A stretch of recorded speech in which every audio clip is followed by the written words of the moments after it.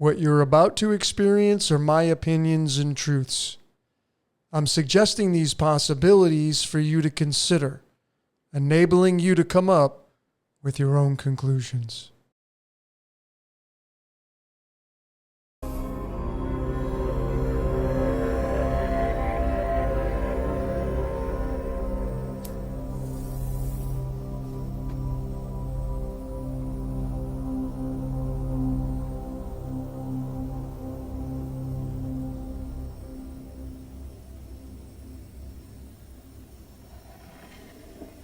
Hello, Neo. Who are you? I am the Architect. I created the Matrix. I've been waiting for you. You have many questions, and though the process has altered your consciousness, you remain irrevocably human. Ergo, some of my answers you will understand, and some of them you will not. Concordantly, while your first question may be the most pertinent, you may or may not realize it is also the most irrelevant. Why am I here? Your life is the sum of a remainder of an unbalanced equation inherent to the programming of the Matrix. You are the eventuality of an anomaly which, despite my sincerest efforts, I have been unable to eliminate from what is otherwise a harmony of mathematical precision. While it remains a burden assiduously avoided, it is not unexpected and thus not beyond a measure of control, which has led you inexorably here. You haven't answered my question. Quite right. Interesting. That was quicker than the others. Others? How many? Others. What? Answer me. The Matrix is older than you know. I prefer counting from the emergence of one integral anomaly to the emergence of the next, in which case this is the sixth version. 5 ones before me. 3. There are only 2 possible explanations. There were 5 ones before me. Either no one told me, or no one knows. Precisely. As you are undoubtedly gathering, the anomaly is systemic, creating fluctuations in even the most simplistic equations. Control me! I'm gonna smash you to bits! You can't make me do anything like that! Choice. The problem is choice. The first Matrix I designed was quite naturally perfect. It was a work of art, flawless, sublime, a triumph equaled only by its monumental failure. The inevitability of its doom is apparent to me now as a consequence of the imperfection inherent in every human being. Thus I redesigned it, based on your history, to more accurately reflect the varying grotesqueries of your nature. However, I was again frustrated by failure. I have since come to understand that the answer eluded me because it required a lesser mind, or perhaps a mind less bound by the parameters of perfection. Thus the answer was stumbled upon by another, an intuitive program, initially created to investigate certain aspects of the human psyche. If I am the father of the Matrix, she would undoubtedly be its mother. The Oracle. Please. As I was saying, she stumbled upon a solution whereby nearly 99% of all test subjects accepted the program as long as they were given a choice, even if they were only aware of the choice at a near unconscious level. While this answer functioned, it was obviously fundamentally flawed, thus creating the otherwise contradictory systemic anomaly that, if left unchecked, might threaten the system itself. Ergo, those that refuse the program, while a minority, if unchecked, would constitute an escalating probability of disaster. This is about Zion. You are here because Zion is about to be destroyed. Its every living inhabitant terminated, its entire existence eradicated. Bullshit. Bullshit! Denial is the most predictable of all human responses. But rest assured, this will be the 6th time we have destroyed it, and we have become exceedingly efficient at it.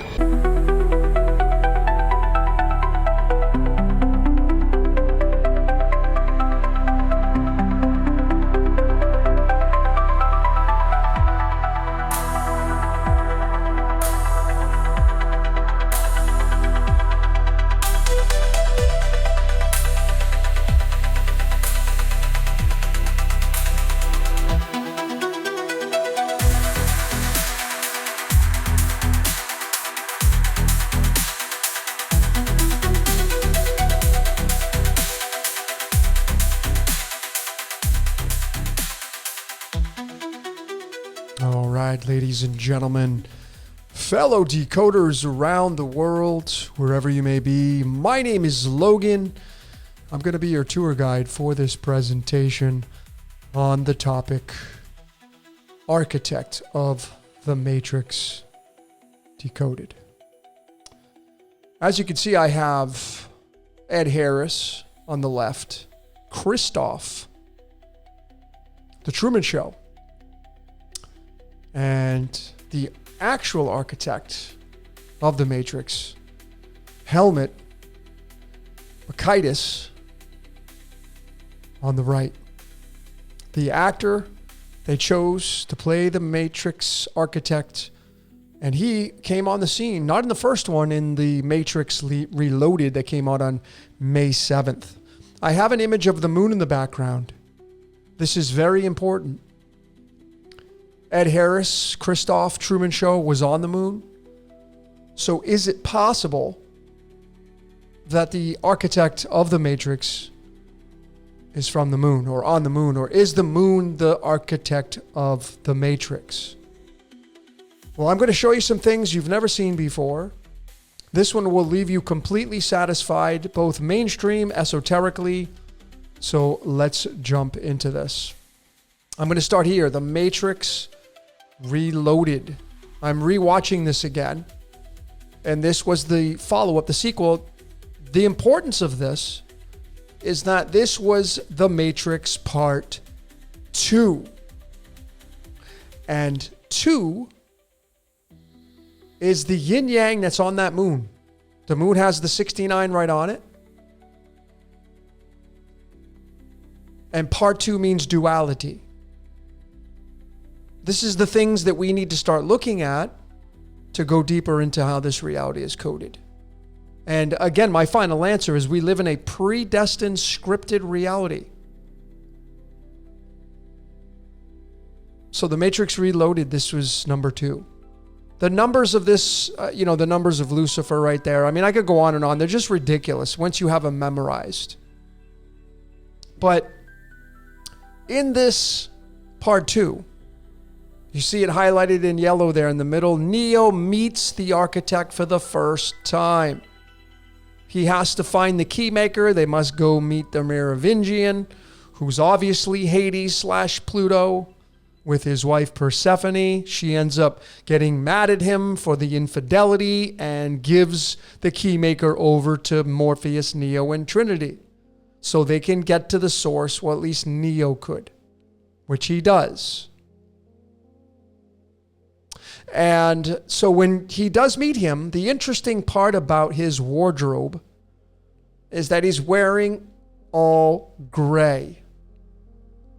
And to me, the symbolism of gray is neutrality.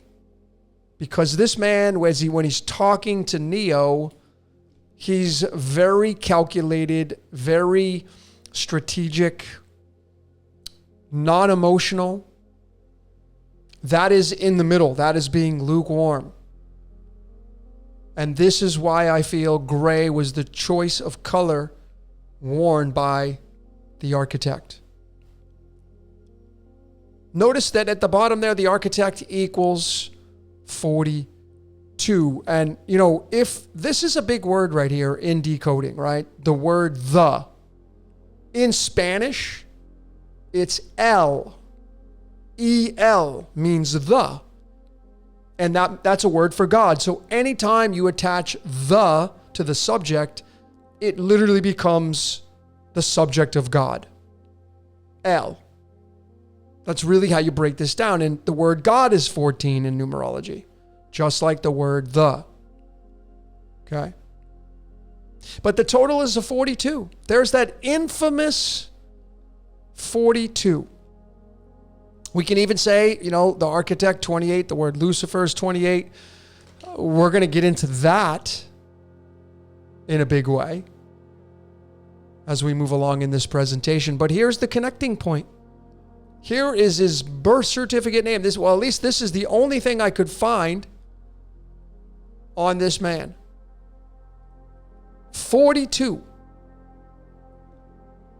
Which is life, the universe, everything. How about that? So we have a connecting point between the Hitchhiker's Guide to the Galaxy, right here, and the architect of the Matrix. Now, again, folks, when we put on our thinking caps, how did they cast this man? What goes into casting? I know what goes into casting. But I don't know everything that goes into casting, but just how do they select these people and how does it get so precise with the code? It's like a computer's doing it before they select the person. They just run it through the computer and it's just got a computer. I mean, the Hitchhiker's Guide to the Galaxy, they made a series out of it on the BBC and they showed that it was a quantum computer. It was all green, the computer was. But so the connecting point to this movie and book series was the date. This was a book. It came out on October 12th, 1979. And the October 12th card is the 10 of clubs. The 10, the binary system. If you watch the Tower of Ra Decoded, it's tied to that. These are the castles in chess that create the walls, the foundations. And then to get the image to go further into what it means, we go to the tarot and there's the 10 of wands. And this is card number 31. 32. And this card means responsibilities and obligations and burdens. So what does the Hitchhiker's Guide to the Galaxy mean? Playing out a character and having a lot of obligations and drama. This is drama, man. It's what it is. And the elements on the periodic table are sodium and vanadium. Why sodium? Because it has the isotope 23 to match the 23rd card for October 12th of when this book series came out. Sodium, salt, ye are salt of the earth. And then the 23rd element called vanadium. There's that V. And the 51 and Area 51. Yeah, it's tied right to Area 51 and the underground aliens and all that kind of stuff. So as we move into the card system, to show the precision of this, all I have to do is go to the Master Spirit spread. Because he's the architect, so it's coming from spirit, right? Now, this man was born on September 26th, and the September 26th card is the Jack of Hearts. This one right here. If I go to the chart, here it is. This man, Helmet, was born on September 26th. There it is. The Jack of Hearts, September 26th. This is the man chosen to play the architect. And ladies and gentlemen, this card, there's a cross right here. And this sits in the dead center of that cross, where the head of Jesus would sit. Yeah, that's why it's got a J on it, because it's Jesus. The architect of the Matrix is Jesus.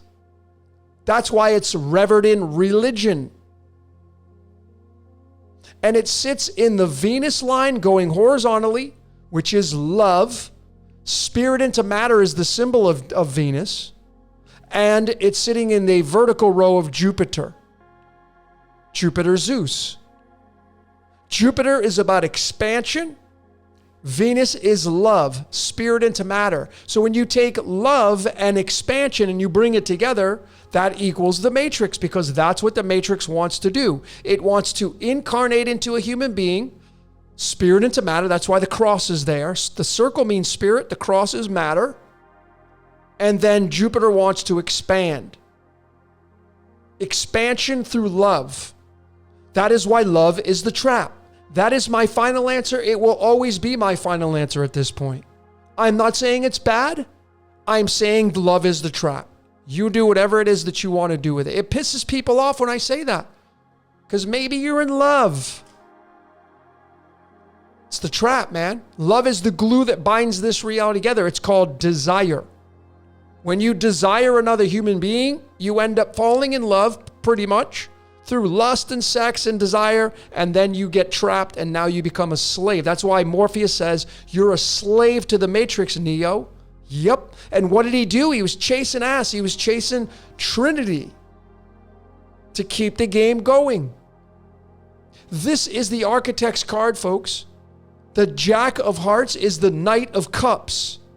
And this is about looking for love. That's what the Architect is looking to do. See, it doesn't have any emotions. It needs you as a human being. It needs us to experience emotions through. Human beings have emotions. And what's so amazing about this positioning is that this is the Architect's Phoenix card. Card number 13. I just did a decode on, let's talk about how to find your twin flame. And this is one of the ways to look for that. Because there are 13 cards in your spread. For everybody, you have 13. That's the patterns of the sun tied to the Architect, the moon tied to the Architect, and the cosmos and the celestials. And this is why it's 23 in me. 23 is tied to the word blood. And what's sitting in that space is the 10 of Wands. So the Phoenix card, the twin flame card for the Architect, ends up becoming human beings, which is the card of Hitchhiker's Guide to the Galaxy, which is number 42. And this man has a numerology of 42. You see how precise this code is? How could man ever code it at this level to include all of this detail? I mean, when you listen to him, he said it was mathematically precise. It was perfect, the matrix, the first one. And then you get into the elements, and sodium is the salt that we have in our bodies. It's essential. It is an essential thing for our livelihood and our well-being. And then the V in vanadium and the visitors, the aliens. Yup. And it becomes a blood human. The Architect does. That's what this says. And this right here also sits in the Jupiter-Venus line. How about that? It sits in the Venus-Jupiter line just like this one. So more expansion through love. And that's why I have said this is a card of creating offspring. So when you create a baby, you just made another player for the Architect to utilize, to keep the game going, to harvest the emotions off of. And again, I want to be very clear. I'm not saying that's bad. So some of you that think I'm being negative, or I'm not saying it's bad. I'm just showing you how this reality operates through these systems. Whatever you end up getting emotionally involved with, that's on you, not me. So let's keep going. This was off of a decode I had called Ready Player 23, exclusively on Patreon. Thank you, everybody, for all the support, all you donating members. Players and blood, they all equal 23. And there are 4 blood types. And only the women can make offspring. Men cannot do that. The word, I'll just go here to numerology. Woman, 23. That's why Eve was the first to fall in the story of Adam and Eve. To create, and then it says right in theology, well, now you're going to have the pangs of distress, you're going to feel labor pains, etc., etc. Now you're going to have to make offspring because they didn't have any kids in the garden. Well, now you're going to have to create offspring because now the game needs players in duality. This right here, folks, is deoxy. It's right there, right on the card. It's deoxyribonucleic acid right here, which means the moon. It's the royal star of the lion tied right to it. The number 69, yin yang. This is the Vesca Piscis. This is the all-seeing eye. The NFL football's in here. The mitre hat that the Roman Catholic Church wears. I mean, it just gets ridiculous. All from that card, all from the Phoenix card of the Architect they chose to be in the Matrix. Wait till I get to his astrology chart. I'm going to break down his astrology chart at the end. And I'm going to show you how ridiculously scripted this man was to play the character. Okay? So going back to, and this is, again, just a couple previous decodes away, Area 51, and then I did the Area 51 Part 2 for all the Patreon members to extend upon that. And this was a show in 1983, the V, which stands for Victory and Visitors. The visitors come. And I'm telling you, man, this, it's tied right to it. It's right there. Blood tied right to Area 51. This is a red V as well. Why'd they have a red one? Yeah. So the question I want to throw at you, and I know this may set some of you off. You get pissed because it goes against your programming, because your programming is, oh, God created human beings, et cetera, et cetera. Well, there's no way to prove that. I'm not saying it's not true. I'm just giving you something to think about. And the question is, were we created by aliens, underground aliens, by the visitors, by the Nephilim, through the story? Well, let's continue on here. Let me support that. So The Hitchhiker's Guide to the Galaxy came out on October 12th. Through the common years, it's the 286th day of the year. And look at what the total numerology is for all 8 known blood types. You're going to be one of those. 286. So you mean to tell me this book series comes out on the 286th day of the year in common year, and it matches the 8 known blood types? And it's all about life, the universe, everything in 42, and the architect is 42, and the matrix is birth certificate name? Come on, man. You know, when I was doing this, when I was creating these slides, I was playing some music in the background, and it was Megadeth, one of my favorite bands growing up, and this song came on as I was doing these slides. I kid you not. That's why I'm showing you this. And look at when it was released, on my freaking birthday. So I knew. See, this was a sign. This is how I know I'm not in control of my reality. I'm a tour guide. I'm showing you the operating system of how this reality works. It doesn't matter what you think about me and my work, and you may not, a lot of you don't like me. That's totally fine. I'm not here to get likes. It doesn't matter how you feel about me. I already know this tells me that I'm on track. And if you're willing to look at your reality, you're going to notice that you're on track with yours. And the Matrix will deliver to you everything to reinforce what your truth is all about. Make no mistake about it. It will. As you dive deeper. Well, let's keep going. So this man, he was born on September 26th. There he is right there. September 26, 1944. Well, it just so happens that the God of the Bible is 26, the Yod-Heh-Vah-Heh. Coincidence? Neo goes and visits the source, 26. He was born on the 26th. And then his life path from the Gregorian is a 98, which is an 8 life path, which is what these reduce down to. And how many blood types do we have? 8. See, so when you are a code breaker, and you go beyond just talking about things, looking at things, you're going to see a whole different world that is completely scripted, and we're not in control. That's my final answer. And I know in this movie, during this scene, they talked about choice. There is no choice. It's an illusion. Choose door number 1 or door number 2. There's going to be an effect, cause and effect, causality, as the Maveringian talked about. No choice. And I know that rubs people the wrong way. They get angry. They get pissed off. They don't like me because of it. Your emotions are getting harvested. That's totally fine. Anyway, let me show you more of the script with this man. So he's got a name numerology of 42. And I go to the 42nd element, life, the universe, everything, Hitchhiker's Guide to the Galaxy, and it's molybdenum, which means lead. Lead to gold, right? We become lead down here. Matter equals lead. And he's the architect. And this is the most stable isotope there is, isotope 98, and there it is right there, 24.3%. And the clue is in the percentage.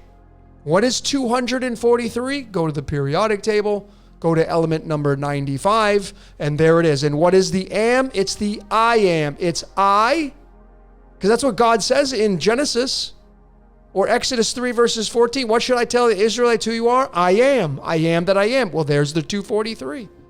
Right there. See, you just, once you have it memorized, then it becomes much easier to go through this. This is how ridiculously scripted this man was to play the architect. Not having a choice in the matter.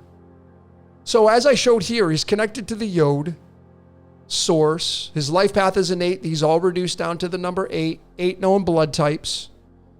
Well, then this is a slide off of my Yod He Vahe Decoded. And when you take the Yod, the first letter, and the second letter, the Yod He, it becomes, this is the 10th letter, this is the 5th letter in Hebrew. Well, then you convert that into the periodic table. It's neon and boron, but it's 105. This is the 10th letter. This is the 5th letter. Yod He. Well, it just so happens that molybdenum comes from the Greek word molybdos, which is 105. 105. Coincidence that this man they casted to play the architect has a life path of 8, which is what the Yod He Vahe reduces down to? And then I come here and molybdos has a numerology of 105 and it's 105 for the Yod He.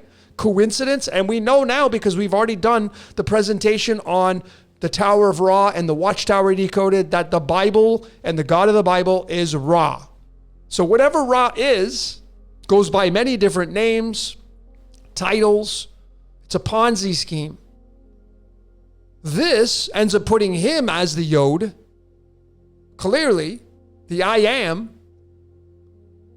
He becomes the architect, which is Hitchhiker's Guide to the Galaxy. And you see, what this means when you study the hieroglyphs is the Yod means an arm.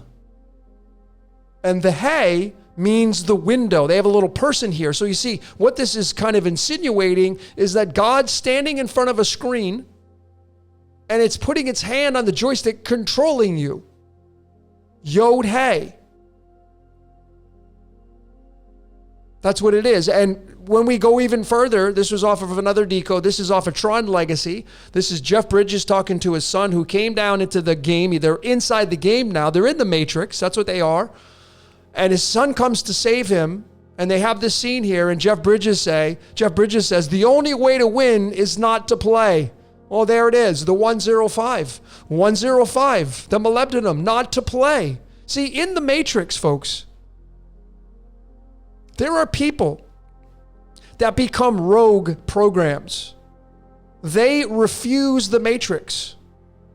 That's what they do. They end up refusing it. They're called exiles.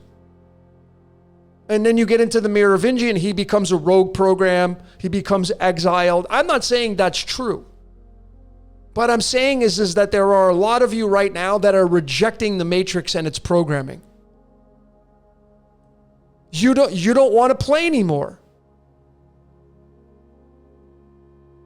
You just don't. And palladium comes from Pallas, which is Zeus, and Athena goes back to Zeus again. And this is tied to the sons of God. As I showed in the Fallen Decoded and Theological Matrix Decoded. See, if you want to play, you're going to chase this. You are going to become a slave to this because you will do everything in your power to get this. Because no one wants to have a shitty, dumpy life.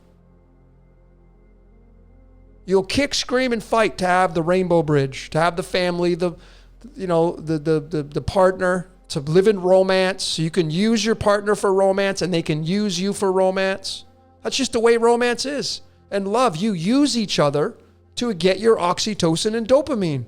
And it's an addiction. And if it's not going to be a person, it's going to be something else that you'll fall in love with to create. It's inevitable. But is there such a thing as not playing the game? Well, I've come to the realization not playing the game is not having children, not getting into a romantic relationship, standing on the sidelines, not wanting to play anymore, because there is suffering that comes with this. Slavery, man. That's what it's all about. That's why the soul trap theory fits into this here. So let's go to some timestamps now. I'm going to show you, again, more ridiculousness. And again, how could the directors get it like this? And to think that they would actually sit down purposely and do it this way, to get it exactly like this, is absurd. So the first time the architect shows his face is exactly at this moment. Here's the screenshot right there. And look at the timestamp.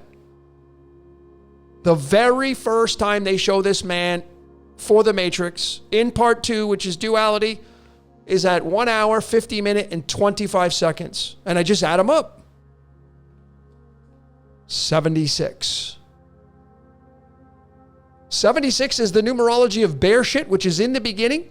76 is the numerology of Genesis, the first book of the Bible. 76 on the periodic table is tied to the protons of osmium, otherwise known as the Wizard of Oz, you see, the operating system.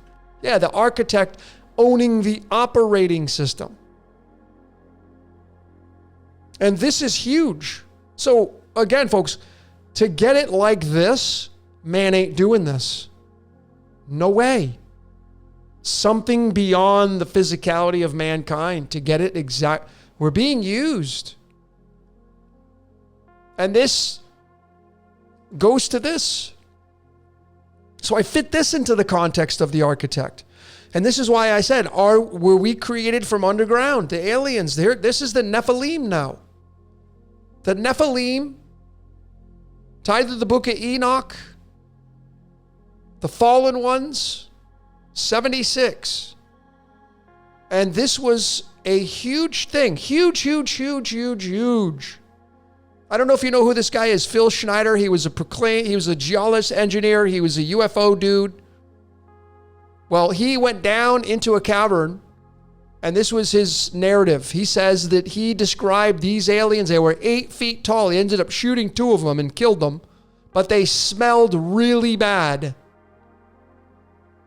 Described them as having a particularly foul odor. They smelled worse than the worst garbage you can imagine. It was right out of his own mouth. Well, how's it tied to this? Well, look what it says for osmium. The Greek word from osmium is osmi, which means smell. So am I fudging anything here? Am I going crazy? Am I just trying to narrate this so I can fit into the context of this presentation? Or is there something to this? Because he doesn't mention anything about the periodic table during his account, but he says it was a nasty smell. And this number from the original Hebrew matches this number, which matches this number of the very first time this guy shows his face in The Matrix Reloaded. Coincidence? I'll let you be the judge of that. I'm not here to convince any of you.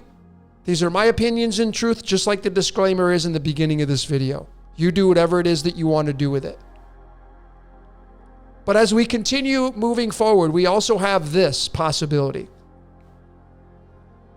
That it's not just the 76 tied to the protons of osmium, it's also the isotope 76 for this element called selenium. And selenium comes from the Greek word selene, which means moon. So this is possibly saying that the Nephilim, the fallen ones, are from the moon. And this may be why Christoph in the Truman Show was on the moon.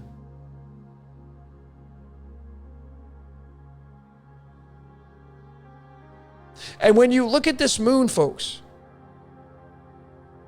and you correlate it to what it means in your astrological chart, The moon runs your emotions. So you see, when you go on a honeymoon, you're tapping into your moon. So when you look at your astrological chart, I will know how you are running your emotions. How you are emotionally coded, it is where your moon placement will be. And Christoph was on the moon. And it runs your romance. This is why I have said that love is the trap. And if there is such a thing, if there are underground aliens that are operating this reality, and they're an advanced civilization that can read minds, can cast thoughts, and created human beings, the blood types, well then, is it possible that they're harvesting your emotions? Which is why the moon is going to tell you how you operate your emotions through, how you get romantical, and why love is the trap. See, if love is the trap, as I have said, and you're being harvested for your emotions, what's harvesting your emotions? Well, you could say the Nephilim, the architect, all those screens, all of the scenarios playing out, they depict it that way. But the tie-ins to this and the postulation, and again, in astrology, that's what the moon operates, your emotions, how you romance people, how you like to be romanced. Without fault, man. To a T, it will tell you. And emotions is where you get oxytocin and dopamine, serotonin, and we're addicted to these things. And it keeps you locked in this game, and love is the trap, man. It's the glue that binds it. It's what keeps this game going. It's how people have sex, they have chemistry, and they pop out a kid. And there comes another player on the board, and another player on the board. And this is how we all got here. And it will never stop, right? Because that's what's needed for this game to keep going. So when we look deeper into this moon here, how big is it? What is the moon, man? No one knows. Well, let's do some decoding of it. You can actually spell out the word moon from the periodic table. There's that molybdenum to start it off. There's the architect right there with the 42. And these right here are the two that make up the air we breathe. Oxygen and nitrogen are the two main components of the air we breathe. How about that? Coincidence? Nope. No such thing as coincidence. And when you add up the protons, using the trusty calculator, you get 57. And I go right back to chemistry again, because it's all chemistry, and it's lanthanum. And there's that 138 Phoenix, if you're a fan of Bashir's. It's tied to Ra, the neutrons of radium-226 is 138 neutrons. We have Christ being 18, the moon card being the 18th card in the tarot, Christoph being on the freaking moon. Jesus saying, I will take your sins away. The moon was the god of the sin. We can't just ignore this, folks. The moon running the water, John the Baptist and the baptism, and you get baptized and dunk your head in water. We're made up of water primarily. James Eugene Carey, the actor that played in the Truman Show, is 57. He was in a reality television show, which is 57. And Neo and Morpheus are 57, and Morpheus is the god of dreams, if you study the mythologies of it. And the moon is DreamWorks Pictures. You know that company? The little fishermen off the moon, fishing for people. 57, 57, 57, 57, 57. This adds up to 57. Are these just all mere coincidences? And we should just dismiss this? Well, again, I'll leave that up to you, but let's show you a little bit more. This is how big NASA is. And once you graduate and refine yourself and level up, you won't get emotionally involved and get angry and pissed off. You just may get wowed and realize that this organization's just doing their job, but now you know what they're tied to. 138. 138. 138 is tied to element Ra as well, radium. This is the card of NASA. They were founded on July 29th. It's the Queen of Hearts, the Queen of Wonderland. That's a 57. And then when you do the numerology of lanthanum, from the original Greek of where it came from, that's the number 80, and one of selenium's isotopes is 80. It's not only 76, but also number 80. The word tree of life equals 80. Tree of life comes from the biblical aspect, which comes from the Torah, which where's the architect comes from, because he's tied to the Yod. And what's so fascinating about lanthanum being tied to the moon is that the icon chosen for this element is a freaking camera lens. And this is what I want to talk about. Now I can take this right here. Where am I going to go with this? Well, folks, let's go to the Bible again, the theology. And we're going to talk about Revelation 13 verses 1. And it's the big standout is I saw a beast. Yeah, guess what the beast is? This. The beast is the moon. That's going to make you get the mark and so you can buy and sell. The matrix. Cryptocurrency.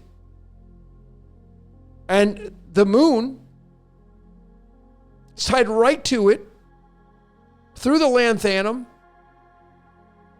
Here's the numerology of Revelation 13 verses 1. I'm going to the original Greek, the modern Greek of which it was written. Here's the word Revelation, apocalypsis. 13 verses 1, there's the 138. There's the 138. The 57 is this protons. This adds up to 57. No coincidence there. So what is the great beast, folks? The moon. Now you know. Which is keeping a watchful eye on you. And what's the great dragon? The sun. Here's Revelation 12 verses 3. A great red dragon. Yeah, that's what happens when it's at sunrise, sunset. 7 heads and 10 horns, just like this. 7 heads and 10 horns. The sun and the moon, folks, are the dragon and the beast. As this has been shown over and over now, I did it in the Dragon 2.0, the Beast 2.0. So now you know what it is. The moon is the dragon, the sun is the beast. And let's kind of narrow it all down now in this. And we go back to lights, camera, action. A very, very big shout out to the great decoder Roland. Roland, many years ago, gave me this, lights, camera, action. And it's just been a huge marker in everything that I've been doing decoding on. Spirit into matter equals 56. Lights, camera, action, 56. And what is the camera? The moon. The moon is the camera. Obviously, the lights is the sun. The moon is the camera. And the earth is where all the action is. That's why it's the world card. And you see, this is the royal star of the lion. And we're going to go to solar spread 23 because the moon and blood both equal 23. And when I go and I locate the 23rd card in that 23rd card chart, it sits in space number 16, which is the numerology of camera, which is the moon. And this, remember, this is the Hitchhiker's Guide to the Galaxy. So the sun wants to become a human being. It goes through the portal of the moon, which takes a camera. It's the great gig in the sky, what Pink Floyd says. And this is welcome to the machine. The whole thing. So this is the great red dragon. This is the beast. And then this is the reality television show where all the action happens. As being an actor or actress on the world stage. Actor starts with the act. You're in an act. Action. A reality television show. The Truman Show. The Truman Show. Remember, up here. The Truman Show. Even that. Even this. Whoops. Even the Truman Show is 57. Right here. Christoph was on the freaking moon, man. Moon, when you spell it out, is 57. It's taking the image of the earth. It's the camera. That's what it is. This is the camera. And it's watching all of you. It's watching all of us. And this is the two eyes. It's not just the moon. Because you need light in order for the camera the light needs to bounce. It bounces off the moon as well. That's why the moon and the cycles of the moon have some say in the stock market and cryptocurrency and all that. Because these right here are the dragon and the beast. Right here. The great red dragon is the sun and the beast is the moon. Make no mistake about it. That's what all this stuff means. And you can see that space 16, which is where the camera is, where it sits card number 23, where you become a player, sits in the Mars-Venus line. Yeah, that's testosterone and estrogen right there. Right there. As you become a player. So if you don't want to play anymore, folks, the way to win is not to play. It's a tall order. It's a tall order to do that.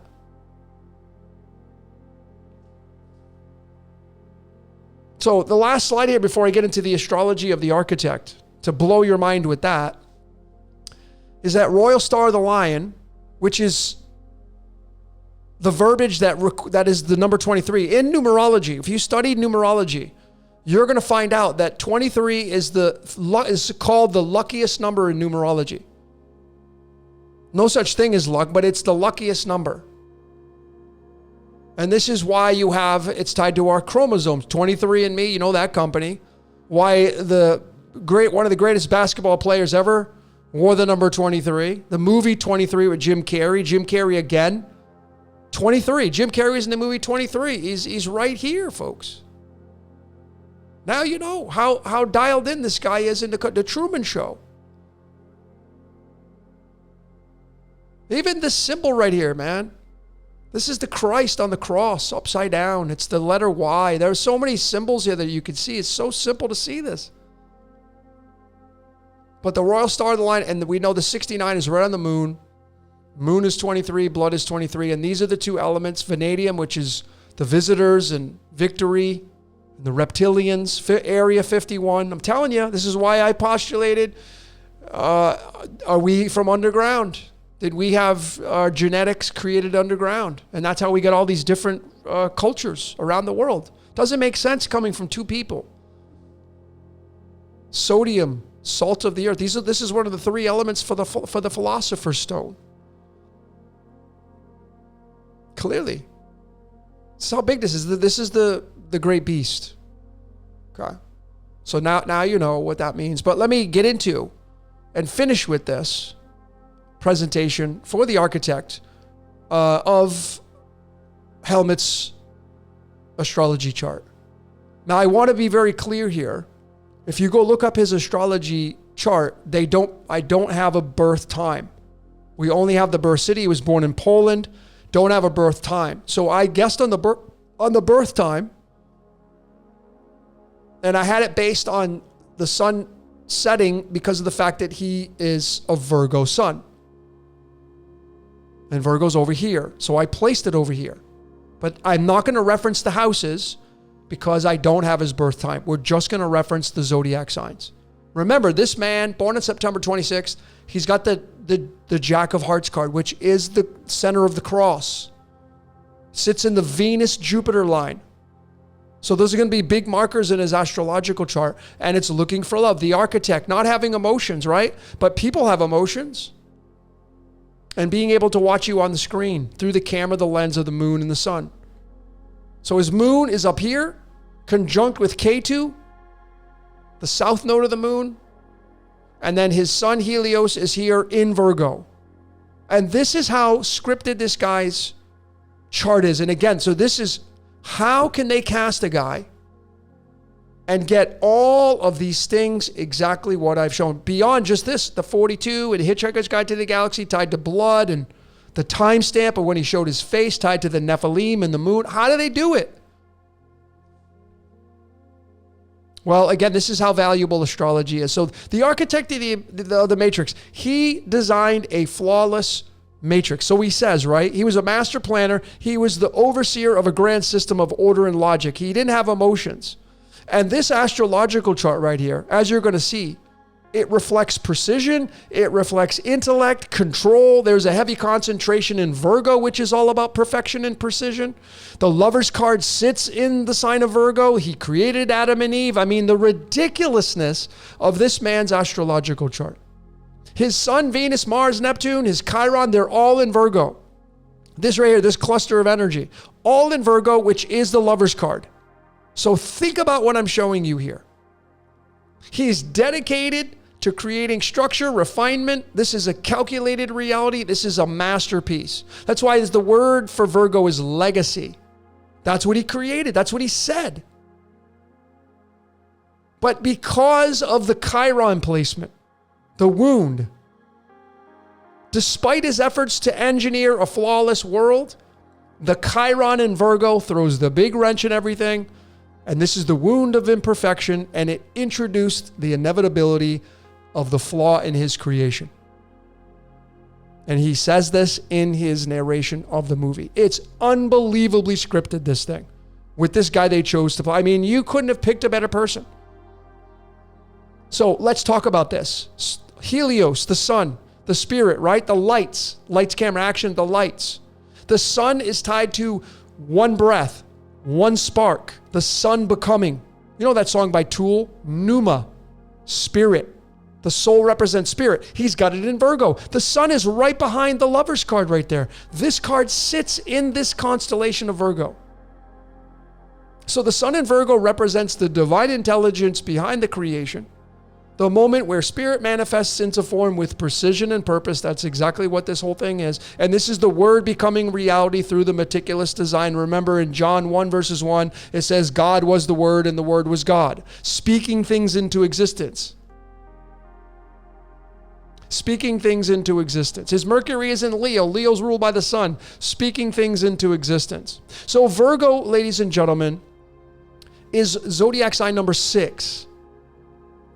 Even in this movie, in The Matrix Reloaded, he said, this is the 6th time I'm going to destroy Zion. There have been 5 predecessors besides you, Neo. You're the 6th one. This is zodiac sign number 6. 6 is the first perfect number in mathematics. 6 is the element carbon. Carbon is the Lover's card. This is Adam and Eve here. Do you see how dialed in this this astrological chart is?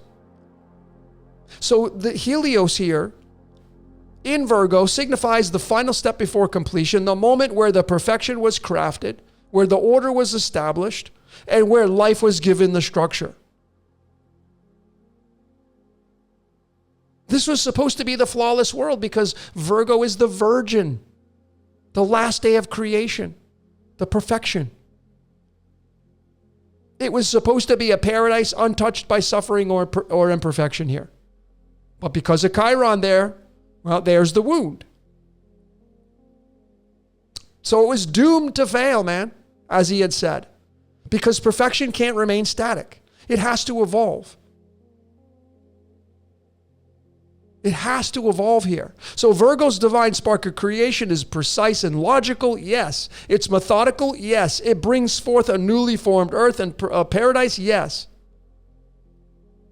It's a system that was completed in its mechanics and its inevitability of its own eventual undoing by way of that Chiron aspect there, the wound of perfection. That's what it is. So again, in The Matrix Reloaded, the architect says that his first version was perfect. It was a paradise without suffering or struggle. That's what he said. But it failed because the human emotion got bored with no confrontation or resistance, and they got restless and they disengaged, and there you have the biting of the apple, the seeking of knowing good and evil. Like they were naked in the story. That's being naive, being asleep. And I know this postulates choice here. Because they do mention choice in the Matrix, but how do you break this all down and say that there's free will in all this when I've showed you clearly that this man doesn't have any free will, especially with this? So when Chiron gets introduced in this man's chart, there it is right in Virgo. The perfection is an illusion. Chiron ensures that imperfection gets introduced here. It makes the paradise unstainable. So remember, in tarot, Virgo is linked to this. It's Adam and Eve, man. And when they became aware of their imperfection, which is boredom, bam, they move into the second tier of living. This is knowing good and evil, man. The serpent's right on that tree. So the irony here with Chiron's placement, right here, the irony of it, is that it embodies the precise flaw of this man's own ego. Because he says that it was a precise creation, but it was a monumental failure. Yeah, the Chiron wound here of the architect says that. See, his own ego couldn't accept the same perfected state as what his intentions started off with, because just like as above, so below. Folks, you get bored, man. You buy a brand new car, you get pride of ownership. It doesn't last. You get bored and now you're on to the next thing. As above, so below. So the as above does the same thing. If he's watching a movie, all those screens, day in and day out, man, you watch the same movie over and over again. You'll get so tired of it. You'll get sick of it. Eat the same food over and over, day after day. You'll get sick of it. So if we're created in the likeness and image of the creator or creators, because he had definitely postulated that we have destroyed Zion. We have become very efficient at it, making it very obvious it was plural, not just him. Folks, we are entertainment, man. It's so obvious. His Mars and Aphrodite, his Venus and Mars, the masculine and feminine are in Virgo. The masculine and feminine are in frickin' Virgo as well. This is the divine balance of creation. This is Adam and Eve in the final moments of the sixth day. This is the union of desire and beauty. Mars and Venus. This forms a intricate masterpiece of existence. But the Chiron wound clearly was the marker of removing that perfection. Virgo, just remember, if you have a lot of Virgo energy, you're an analyst, man. You critique life. You may have OCD. You may hate to have spills on the floor, things out of order. You're constantly critiquing the world around you and yourself. Never satisfied. I would bet this man in his own personal life is exactly that way, just because of this stuff right here. But when we bring it into the architect of the Matrix here, and you have Adam and Eve right there, Venus and Mars, it gets ridiculously scripted. The last day of creation, number 6. The number 6 is carbon on the periodic table. That's the building blocks of life. So Venus and Virgo, which is Eve, it's the love of perfection, the harmony of form. But Mars and Virgo is the will to refine and shape it into existence. This is the love trap. This is the love is the glue that binds. And it will always be that way. To start the game over, it will always be about this. Some of you don't want to do this anymore, and this is the rogue programming. These become the exiles. The people that crash the system because they know that you're being used for your emotions. It's so insane that he's got Mars and Venus in there. Really. And then you add Poseidon in. Poseidon, literally sitting right on top of the sun. Poseidon, remember, is Brahma, the creator god. In the Greek mythologies, Poseidon is the creator god. Got the waters, got the earth to create the paradise. Poseidon is Brahma. Brahma is the creator god in Hinduism. And Poseidon is all about illusions. This reinforces the illusion. Neptune in Virgo. This is deception. This is the disillusion of reality. When you place Poseidon, which is about illusion, it's the mystic, but it's the illusion, the fantasy. When you put it into Virgo, right here, you're talking about putting it into a sign that is logical, orderly, systemic, meticulous. And now you put an illusion in there, you can't tell. So the presence of Neptune here is a confirmation that the matrix itself is a grand deception. A reality that is meticulously built to mimic free will while remaining entirely controlled. Poseidon is the grand illusion here, Maya. Poseidon is one of the three that produces Maya. Not knowing. So the Virgo energy is all about order and analysis. When you blend that with Neptune's ability to obscure and manipulate the perception, it creates a world where humans, they're asleep. They think they're awake, but they're trapped in a manufactured dreamscape here. So this makes sure that even the people that resist the matrix, they do so in a way that the system itself has already predicted and accounted for that. So you would say, oh, I'm a rebel, I'm an outcast, I'm an outlaw. I mean, that's how I feel. But I'm already accounted for. It's already been predicted that I will do this. So we become necessary variables in the grand equation of crashing the system. That's how I see it. That's how I see it. So that's all in freaking Virgo, the last day of creation. Insanely coded this man was that got selected to play the architect. What about these right here? Mercury, Zeus, and we even have Black Moon Lilith, the dark side. They're in Leo. Leo's ruled by the sun. So these three right here, even though they're in Leo, they will play off Helios being in Virgo. They will become part of that. And this is 5 and 6, and 56 is lights, camera, action, and he's slammed in 56. So what is Mercury? The way you think. It's the architect's way of thinking. Zeus is about expansion. Remember, his card is Jupiter and Venus, expansion, manifesting a legacy. That's what he did.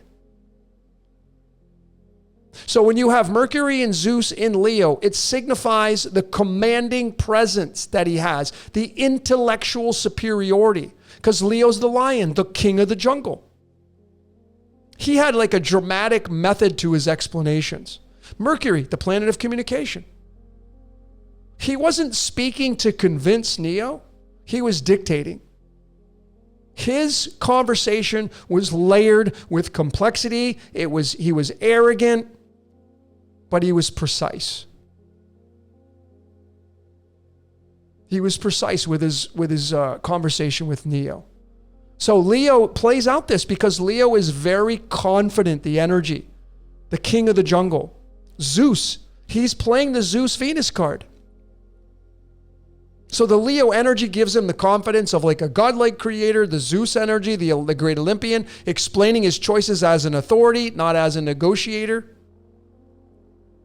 And I'm telling you, man, Leo, in theology, Leo is the same lion, because Leo's the lion, the same lion in 2 Peter 5 verses 8, where it says, your adversary walks about like a roaring lion seeking to devour someone. That's the pride. That's the ego. That's the desire to manifest. That's what it is. And Mercury in Leo is the architect in his word that spoke things into existence. And Leo's a fire sign. Fire is the origination. Fire is the spirit that molds matter. So Mercury and Jupiter in Leo is the essence of creation, since this fifth zodiac sign is all about manifestations.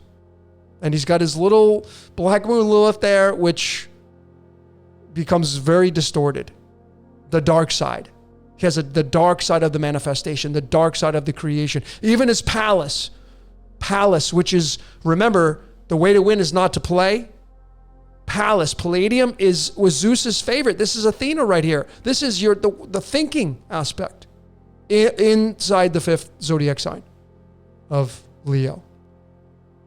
Okay. We come down to Chronos. Saturn, Father Time. He's got it in freaking Gemini. Remember, Gemini's the prison, the symbol of the prison. This is time, being stuck in the prison of time. This is the 3rd zodiac sign. 3 is expansion. It's the Empress card in the tarot. The Empress is the most powerful card in the tarot and the major arcana because she gives birth to things, giving birth to time, creating the days of creation. So you place this in Gemini, and it's going to represent a paradox that this man has to entertain. The balance between control, Saturn, and the illusion of free will, Gemini. Logic and unpredictability here. So because Gemini is a sign of duality, you have time, you have the timekeeper in duality, man, to create the timelines. Gemini's like structure and time. So Saturn forces the energy to consistently manage a system that's rigid with Chronos and adaptable, that's Gemini. See, the matrix has to have order, but it has to give you the illusion of choice and rebellion and chaos. And this ensures Neo's repeated existence as part of the anomaly. Remember, he says, Neo, you're the 6th one. You're the 6th one, man. I'm telling you, this is all scripted. It's so amazing. It's so mathematically precise. It's so astrology precise. Gemini's the prison, Saturn is time. This is humankind stuck in the prison of time. That's what this means right here. We even have Sirius here, the brightest star in the night sky, right there in Gemini. So the architect's greatest achievement wasn't just about designing the matrix, but it engineered the illusion of free will within a structure that is entirely predetermined. Saturn is about rules and restrictions and karmic lessons. So it ensures the duality of control and chaos is never broken. So the system, our reality, it may appear to allow for rebellion. Like, I'm a rebel, man, I'm an outlaw, but I'm scripted to be that way. If you're a rebel or outlaw and you don't follow the same normal programming as most people go along with, you're supposed to be doing it that way. Because every path is already accounted for within the equation of what this whole thing means right here. And choice is the greatest illusion. It sustains the matrix, but the inevitability is its foundation. The inevitability is the foundation of the matrix. So no matter what you choose, whether you're compliant or resistant, the outcome is already programmed to fit the grand design that this architect created. Already did that. The illusion of choice prevents absolute rejection of the system.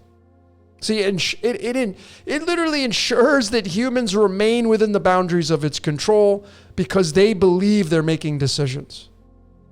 And that's the brilliance in this whole thing. The brilliance of the creation of this is recognizing that total control leads to rebellion. And then allowing carefully structured variables like Neo coming back 6 times.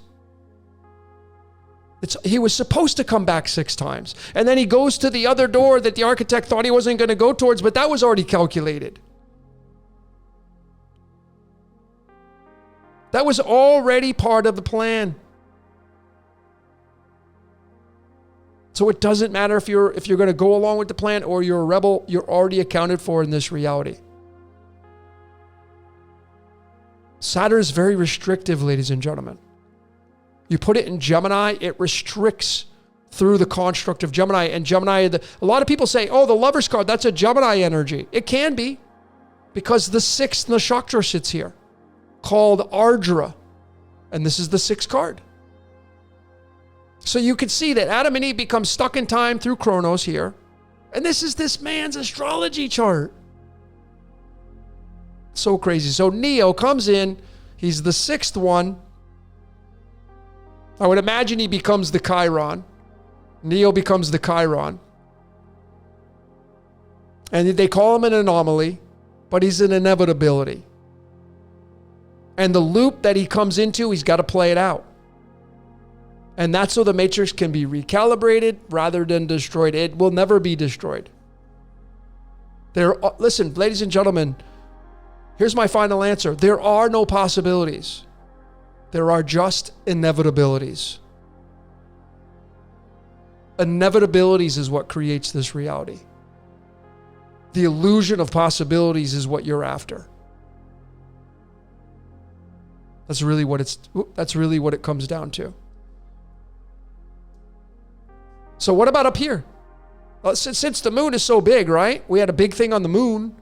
Sitting up there in the 9th zodiac sign of Sagittarius. Sagittarius is ruled by Zeus. So it's going to play out down here in the manifest spot, which we already talked about. The desire, the pride to create the matrix. Well, the way he feels about it is in the sign of Sagittarius. The wisdom to create the matrix is right here. So the moon being the great recorder, man. It's recording all of this. The camera in the sky, it captures every emotional reaction, every subconscious impulse. So the moon in Sagittarius sitting in the 9th house, or the 9th zodiac sign of wisdom, of philosophy. This is the Hermit card here. It makes his perception of emotion detached. Because when you get to that level of 9 and you become a hermit, you become a detached. So he becomes more observational here. He becomes more analytical. This is analytical here. This is precision here. This is being perfect. Well, having the moon in the highest aspect of the chart here in Sagittarius, which is ruled by Zeus. Zeus rules the higher mind. It's very clear what the emotions were tied to. This chart does not experience emotions like we would. It's about studying, logging, calculating the impacts on the grand equation of the matrix. And then K2, the south node of the moon here, is about detachment. It severs emotional attachments. I mean, even in real life with this guy, he has the ability to watch behavior around him without being affected by it. So from an architect of the matrix position, this right here with the detachment of K2 and the motions of the moon, it becomes super detached. It allows you to watch behavior without being affected by the behavior you're looking at. I mean, it's kind of like a computer. It's like an advanced AI computer analyzing patterns rather than engaging in them. It's all calculated here. So this is like emotions that are like understanding that emotions are variables. Like accounting for the emotions, but not indulging in the emotions. This is like not feeling, but just observing. Being able to manipulate the system by having all this wisdom. This is the Hermit card here. I mean, it's just so precise. This chart blew my mind, man, of the guy they chose to play the architect. If you know astrology, man, and everything I'm saying here and everything I'm not, and you know about it, it's mind-blowing. It really, really is. So the detachment of K2 here, the wisdom of K2, this is being able to see beyond like fleeting emotions. That's really what it is. Like this is about looking at data points instead of getting emotionally involved with data points of what people are going to do. Looking at all the screens, but not getting emotionally involved with the screens. And I mean, listen, whatever's running this reality, It may just be creating another world based on our emotional reactions. It's not getting emotionally involved with our reactions. It's just calculating through data sets to create a better world or a different world. That's a possibility. And the way it learns is not through emotions, it's through data sets and through calculations of precisions with mathematics. What you click on, what your likes are, et cetera, et cetera. Now we come down here to the bottom half. We have Pluto, we have Hades, and now Rahu. And Rahu's the desire, right? So the detachment here of the emotions, but now you have the desire, and it's in Cancer, which Cancer is the moon. Remember, this guy in the Truman Show was on the freaking moon. So Rahu, the desire, man. I would love to look at Ed Harris's chart. I didn't do that. But Hades in Cancer and North Node in Cancer. This is emotional unpredictability. Because Cancer represents the need for emotional fulfillment, for to belong, something beyond logic here, right? Wanting to feel. When you got Rahu in Cancer, man, this is like wanting to be a family man. The desire of Rahu. I want to feel what human beings feel because I can't. Because maybe I'm a computer. Yeah, maybe I'm a computer. So the south node of the moon here, K2 represents, in someone's chart, it represents, it can represent past cycles. So the architect attempted to build a system based on higher ideals and philosophies, but Rahu down here in Cancer, it demands an evolution towards understanding the emotional needs of the Adam and Eve character. Because they're in Cancer. This is the home, right? The desire to create the home for human beings, but having a detachment with the emotions here. It's so amazing. And I would imagine this is why he said the oracle's the mother. He had to use another program because he couldn't get his emotions, his non-emotions, he could not understand the behavior of human beings because maybe the architect is just a computer. So it brings in another program, which was the oracle, which was his opposite force, obviously, to bring the human element into the system that he can't fully grasp. And maybe that's what this is. He stays up here in the detachment. He brings in the oracle, played by Gloria Foster, born on November 15th. She's got the 5 of clubs card. I mean, Hades in Cancer, this can mean a real detachment from emotions. Pluto in Cancer. Now, the last thing I'll discuss here, before I give you my final conclusion of this, is the OG, Uranus. Uranus, for his guy's chart, is in Taurus. Taurus is the Taurus field, and this is possessions. Taurus is ruled by Venus. Venus is up here next to Adam. Possession, currency, money. This is the zodiac sign of how you earn your money. So you bring Uranus in here. Uranus is an electrical planet. It's a planet of revolution. When you put it in the second house of money and material resources, it's going to be about currency with human energy. We become the currency. So Uranus becomes the original disruptor and cosmic architect here. And it redefines the wealth by turning human beings into currency, literally resources. That's why everybody are connected to the pods. Because it's a battery. That's what it is. It's a battery. Human beings become a harvesting station by way of our bioelectrical thermal energy, our emotional reactions. Remember, Venus rules this, and Venus is up here in the creation. So yes, Taurus is a sign of value and stability in the physical world, the Taurus field, absolutely. But when Uranus comes in here, it becomes a medium that Uranus can extract energy here and literally transform people into a commodity, just like the Matrix showed with the pods. It really blows my mind. And even with Chinese, this is the ox, the bull. Is this just signifying that we just become cattle? Human beings become cattle. Venus rules that. We become cattle. Is that what this signifies? Well, I'll let you be the judge of that.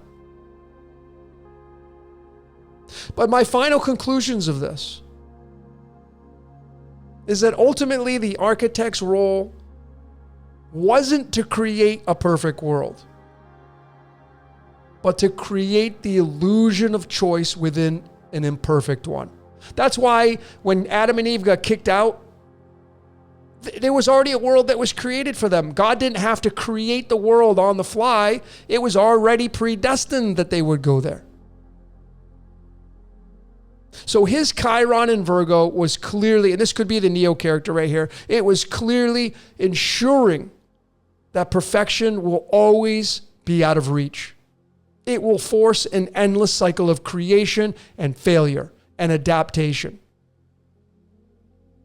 And this man that they chose to play the architect, I mean, this chart reveals like an intellectually superior energy here, but bound by the paradox that the masterpiece that he claims he created has to always be rewritten. And that's why Neo came and he was the sixth one.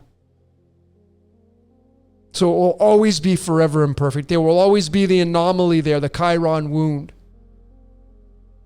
So the age of Virgo, the analytical mind, the legacy that it created there, the duality of Gemini being stuck in time, human beings being stuck in time. The Lover's card can fit here through the Nakshatra of Ardra. This sits right into Ardra. Ardra is the sixth Nakshatra. This is the sixth card there.